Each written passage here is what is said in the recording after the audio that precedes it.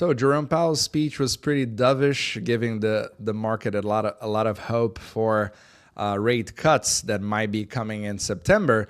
But I would like to talk about how this might not be as great of news as we might think. So let's dive right in. One different take that you might not see everywhere is the yield curve. So basically, what everybody talks about is this very short end of the curve here. So this is the 1 month T-bill, but actually the Fed funds rate, which is what everybody talks about, it's not even on this chart. So this is the overnight. And what is pretty interesting, if we see how history actually works, in 2019 you had the same kind of shape that you have right now.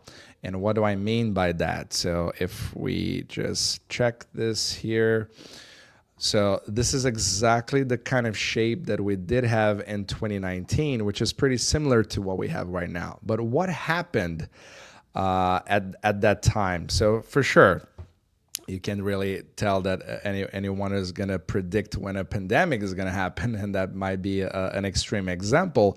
But you can see that the bond market, especially on this part here, had already a lot of demand for those instruments. So the 2-year yield, the 5-year yield, 7, and also the 10. This means that banks are looking to load up on T-bills, on bonds.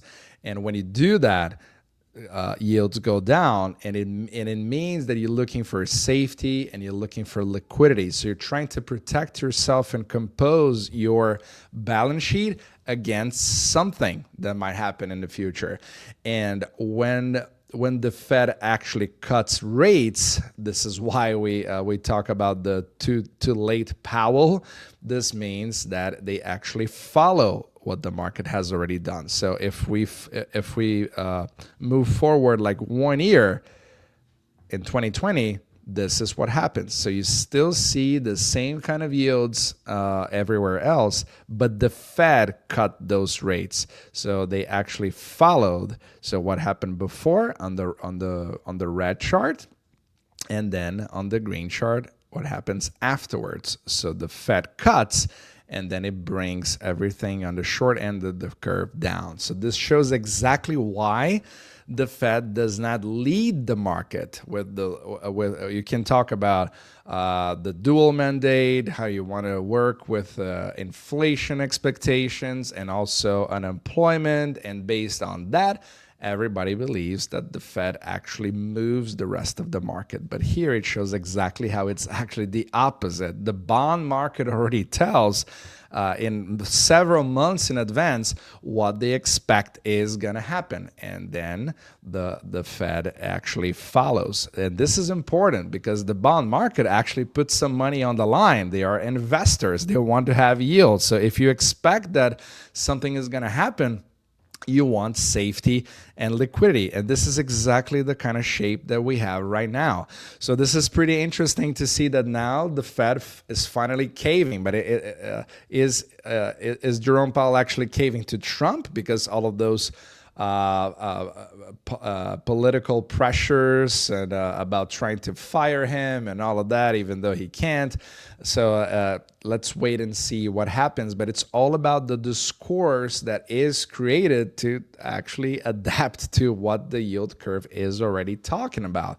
And it shows exactly the kind of setup we currently have. So if you like this kind of content, if you want to understand how this actually drives liquidity, especially for Bitcoin, we do provide a Bitcoin intelligence analysis, not only with macro stuff, but many other on-chain charts and also actionable information so you can take advantage of the market. So links are on the description below so you can follow our work. So you can subscribe absolutely for free, and then you can upgrade later to have access to the full information. And we also see how the DXY, so the dollar, is actually giving in more and more. So we're following this trend. So BI Bitcoin Intelligence Report readers are also following that as well. And the more it goes, the more leverage there is to the market. So this is one of the main drivers right now. This is actually a reflection of credit creation outside of the United States, especially making the dollar weaker to everything else. This perpetuates the system. This creates liquidity. This provides more and more credit, and this is why we also see that reflected into Bitcoin prices as well. And we also see how narratives, mostly based on discourses about everything that Jerome Powell talks about, is being very deeply analyzed, even though it's not really what drives monetary mechanics. But for the short term, it's extremely important because it drove markets up. So the S&P 500 went up, Bitcoin went up, absolutely everything, even gold went up. So it was pretty interesting to see what kind of movement that we have. So basically all-time highs, and we see that short-term spend. So this is basically Jerome Powell's speech. So it was pretty interesting to see how everything went vertical on Friday based on that. So if you are a short-term trader, of course, you need to buy into the illusion of the Fed control because of the narrative control. That's how they really control things.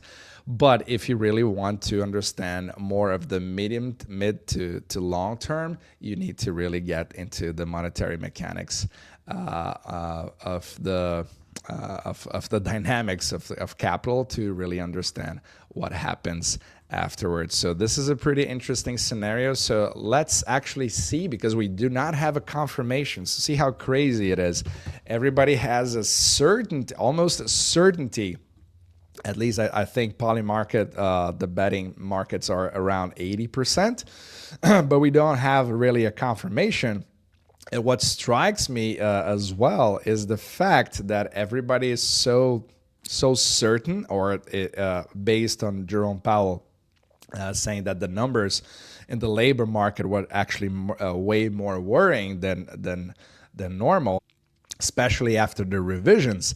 Why not act immediately if you see that something is going to happen? Why wait until the next FOMC meeting, which I believe is going to happen in September 16th and 17th? So this just adds up on how theatric the whole process of the FOMC is, and everything is way more related unto fiscal spending because we are on a fiscal dominance regime. So that's why monetary policies, especially from the Fed, do not work like that. So it would follow way more what happens to the bond market than just at what is being said in such meetings that we have to cover, because in the short term, that definitely helps to understand the movements of the market. But on the longer term, we definitely have a problem there where the illusion meets reality. So I hope this helps. Let's see what happens in the next FOMC meeting, and let's follow the whole Mexican novella, because this is very interesting. So see you in the next video.